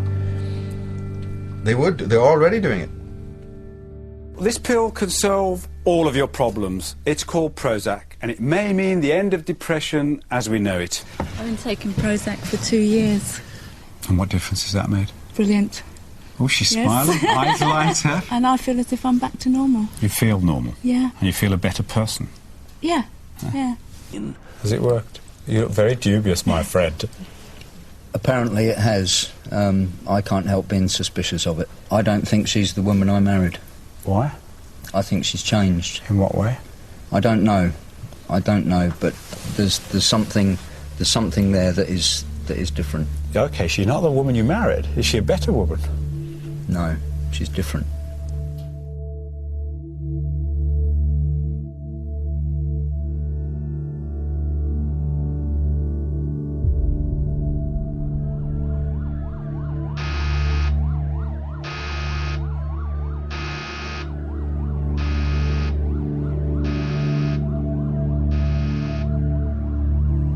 Medication, the prescription drugs are on the skyrocketing. Illicit drugs, of course. The climate of debauch, the feeling of disgruntlement and utterly alienated feelings, you see, of these mutilated teens who don't meet any wise grandparents, who are latchkey children, you see, who never see their parents. They grow up on fast foods and popcorn and the television. You mean to tell me we can do all of that and then expect that there's going to be some glowing utopia in the future? What kind of delusion are people in? Nature is being toppled every 5 minutes to put new buildings and apartments, that whole contradiction of then you cut down the trees and then you name the streets after them.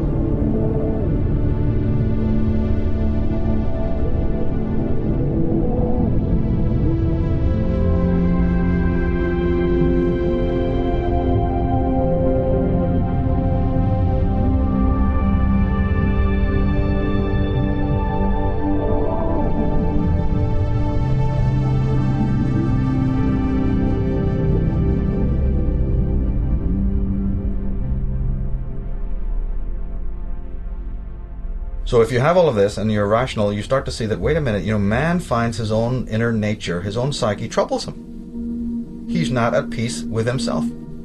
He's certainly not even able to handle his own darker emotions. He has segmented and divided his consciousness into infinite parts. There's only one mind, one consciousness, but he has divided it into so many sections. The body and the brain, the heart and the mind, the soul and the brain, the soul and the mind. The psyche is now conscious and unconscious. The ego has, separate compartments. Well, says who? All of this division, because man is desperate to disassociate. That's a form of mind control. In fact, they know that in clinical mind control experiments, disassociation is one of the primal things. It's the first thing, is to break the mind up into many fragments. They usually do it through trauma. So man is traumatized on his own by operating in the world. He gets traumatized in his relationships. He may actually physically be traumatized by rotten parents. So we're talking about very, very physical things here. We're talking about people who may have undergone enormous abuse in their life. We may be talking about sensitive people who've been very, very betrayed and done, had terrible things happen to them. And that causes all sorts of ramifications, trauma, loss of center, terrible, blame game stuff can happen, or just a frozenness, a sense of trauma that just freezes your circuitry. Lack of trust, terrible hostility, defensiveness, all of that. In fact, some people have said that the ego is nothing but a mass of defenses. Ego, consciousness, is nothing but a mass of defenses. This is completely accepted. But to cut a long story short, what happens if we get to a place where people are so novice at even dealing with the most rudimentary psychic disturbances, shall we call it? In other words, anything that comes to ruffle the surface of that, Disney World, fake Hollywood creation of their sensational life. The one-sided, the one-seasoned world person who's quite happy with that, all the things that the society provides, and who's lost themselves in society, in their job, in their career, in their sport, and all of that. Not that these things are individually wrong, but it's about how people have got immersed in all of this. So that person who's now completely one-dimensional, who's troubled by anything that, disturbs their little view of reality, this little homogenous world of franchised, corporatized, televised, media-sized, pre-digested rubbish that is being put out there, created ad infinitum. What happens, because the emotions don't go away. This is what Freud and all have so beautifully proved. You can repress them, because this is a faculty of consciousness. It was actually a needed faculty, but we overdo it. You can repress your emotions. You can pretend they don't exist. You can forget, and then forget that you forgot, which is what repression is. However, the psychologists have always reminded you that that only works up to a point. The unconscious is not a endless dumpster in which you can perpetually dump all your psychic content, because life will bring up more challenges that again bring out those repressions. And I believe that a lot of the chaos you're seeing now and the wars and the state of that America is in specifically is a result of psychic repression. But I've explained that elsewhere. What I'm looking at right now is, could it be that man becomes so threatened, so destabilized by his own emotions, such an incredibly disassociated person, that first they run to drugs, as the culture is doing now. People run to medication, people run to sugar, to gossip, to the match, the game, whatever, all the different ways that people run to escape looking at themselves. I don't see any difference in that. And if you predict out in the future, if you sort of look with prescience and think, well, man isn't changing that status quo. He's not getting any wiser. He's certainly not turning to alleviate the problem in a good way. Well, my God, then that's pretty frightening. Is that what it means by the end of the world, the end of history? That all the idioms that have been built by our wise forefathers, we sell it out up the river? When I look around at human beings, I can definitely see that coming.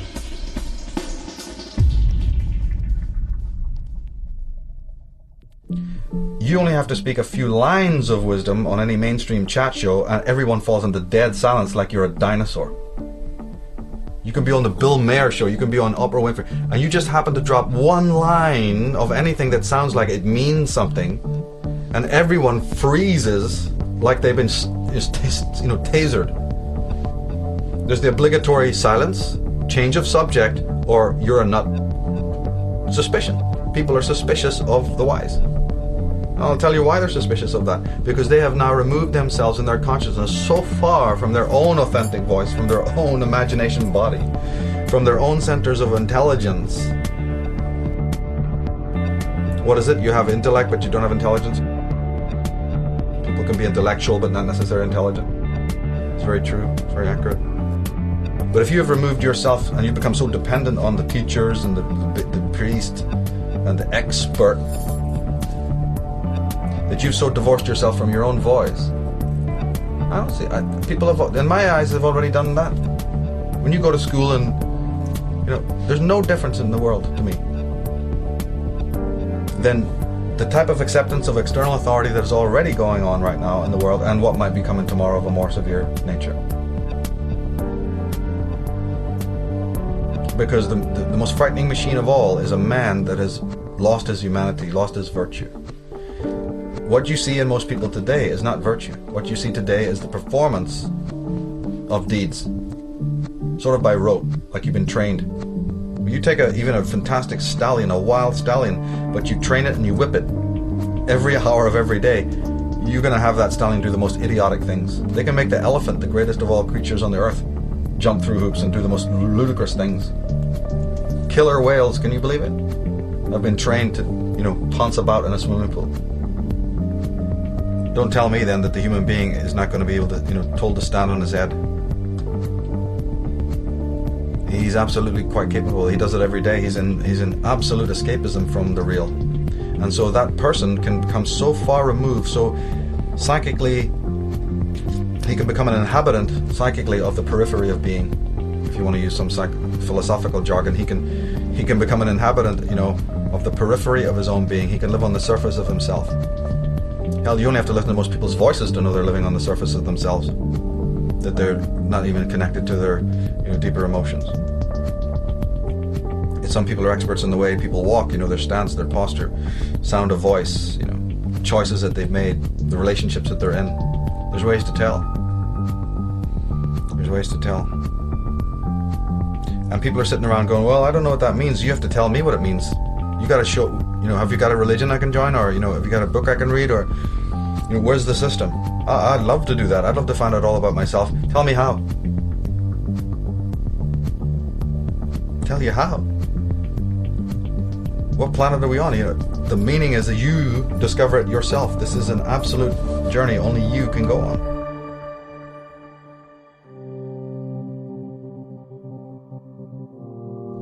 So man was created once, or at least his biology was very messed with, and he arose in recent times. Somewhere between 50,000 years ago and 13,000 years ago, something incredible happened that then caused, historical trauma.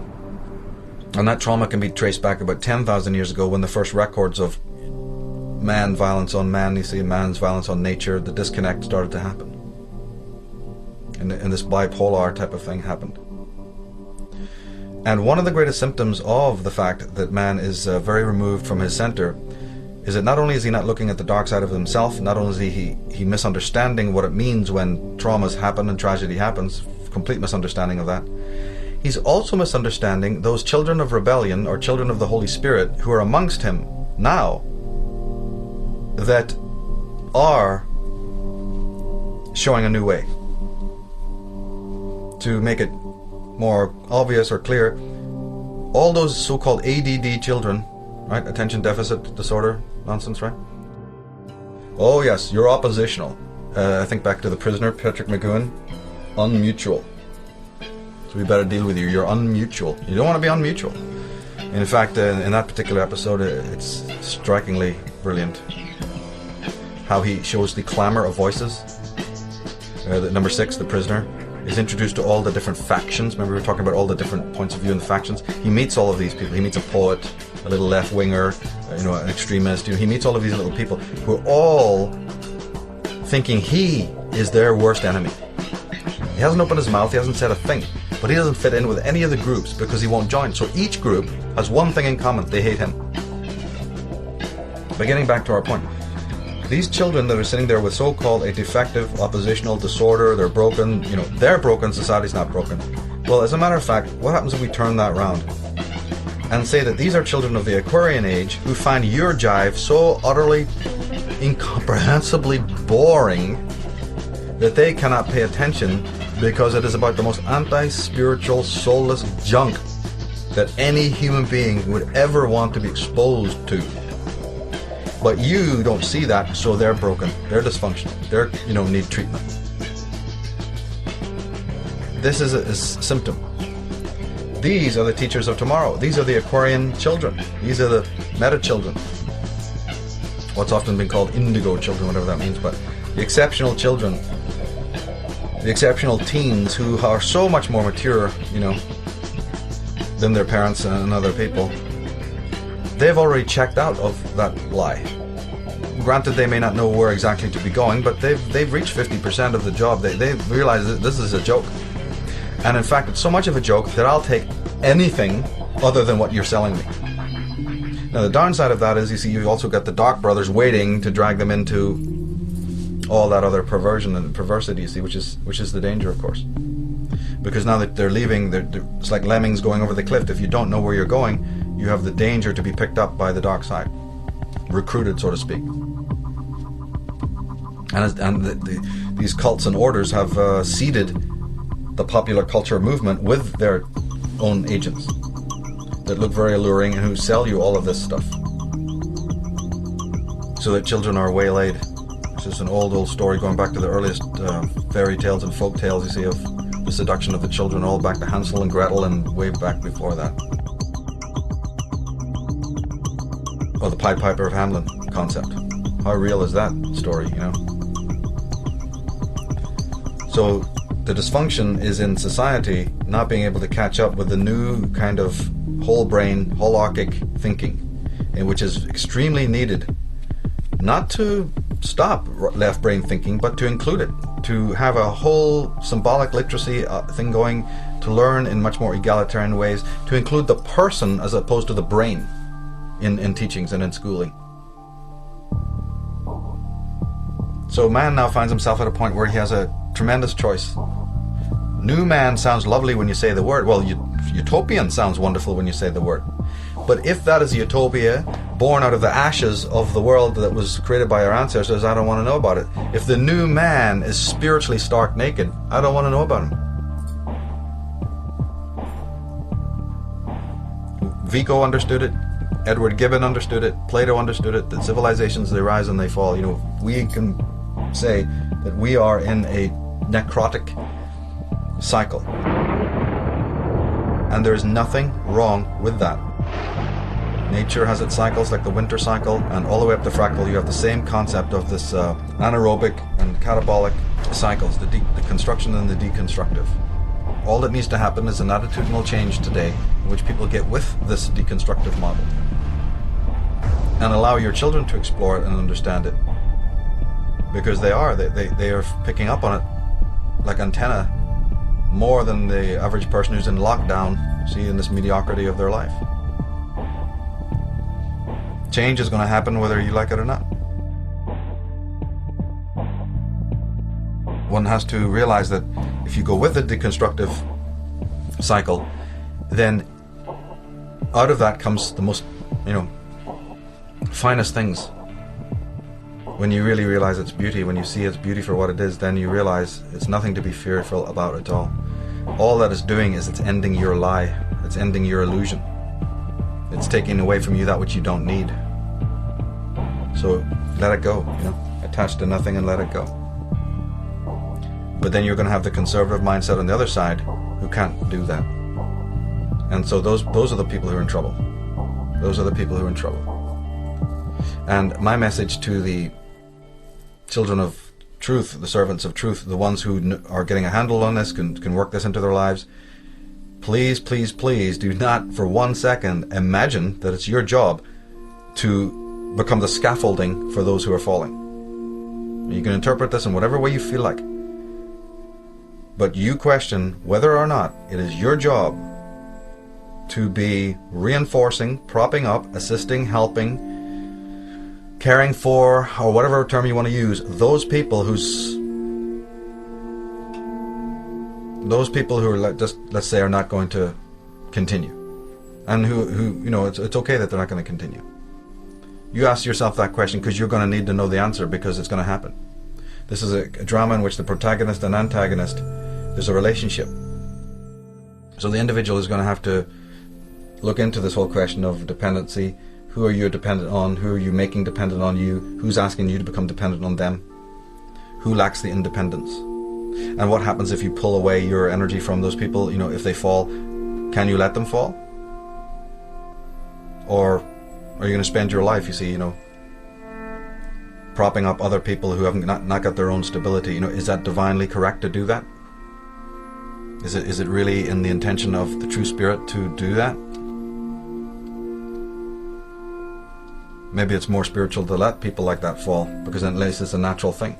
Out of that fall, they may grow. They may end up, you know, really passing the tests. Whereas if you're constantly propping them up, you may be violating fate. You may be going against the natural flow of things.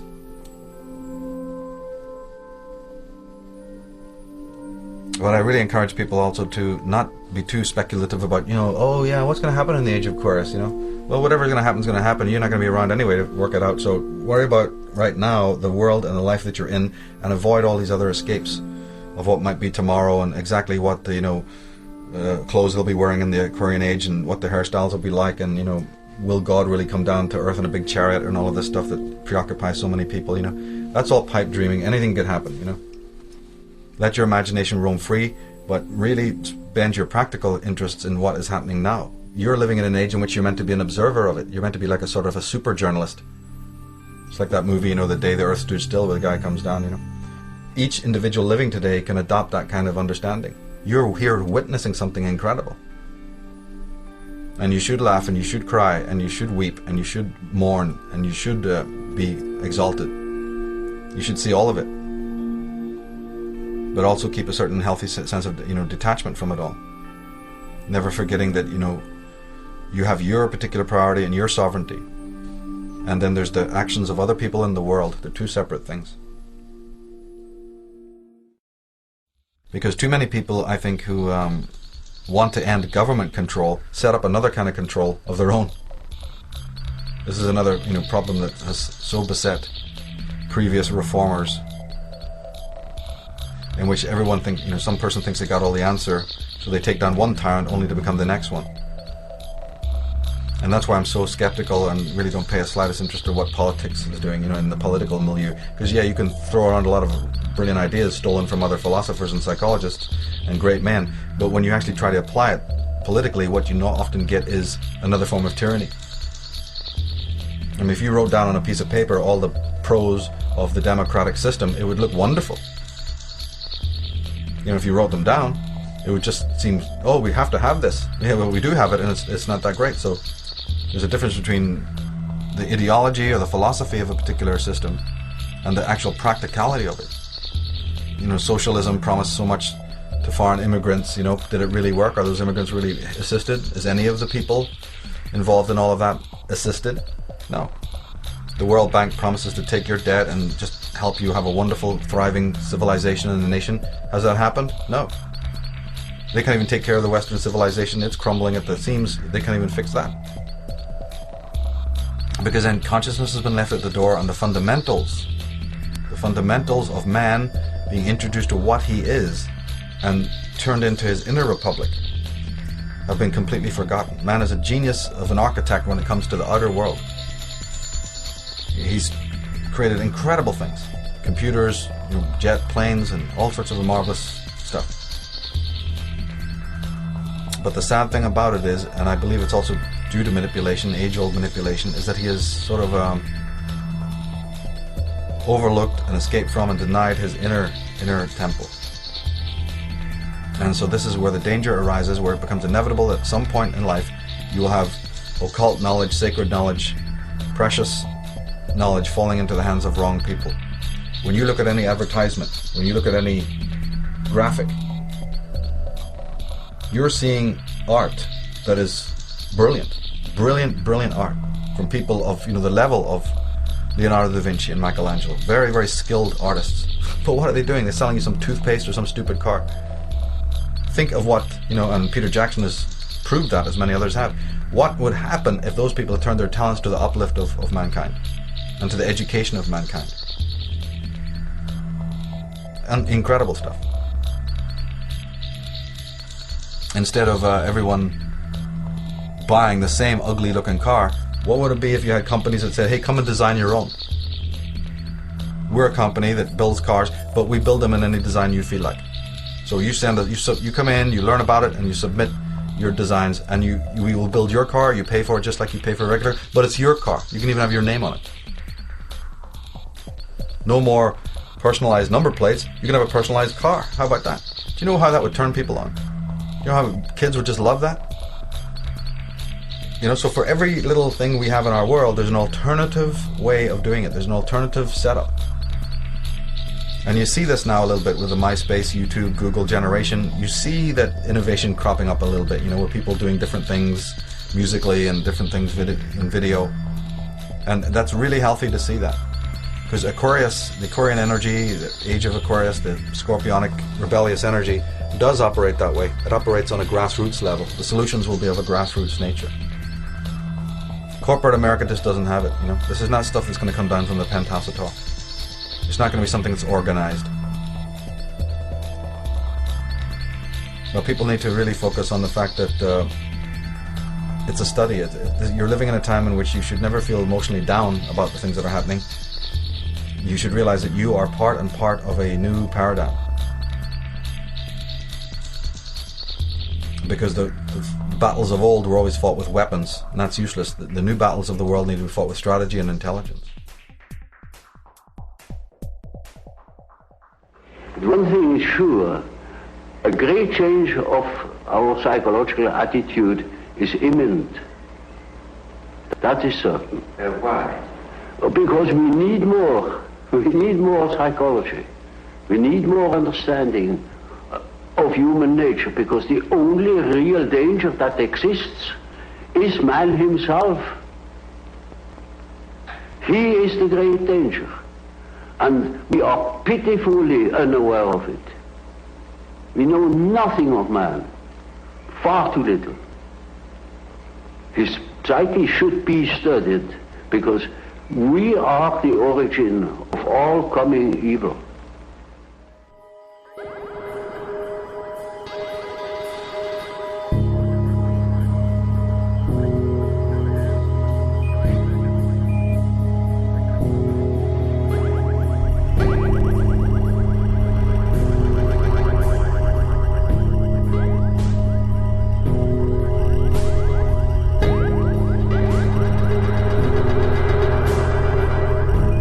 So, man is the origin and source of all coming evil. It's a provocative statement, all right. By the same token, though, man could also be the source of all coming good. I guess our future is what we make it.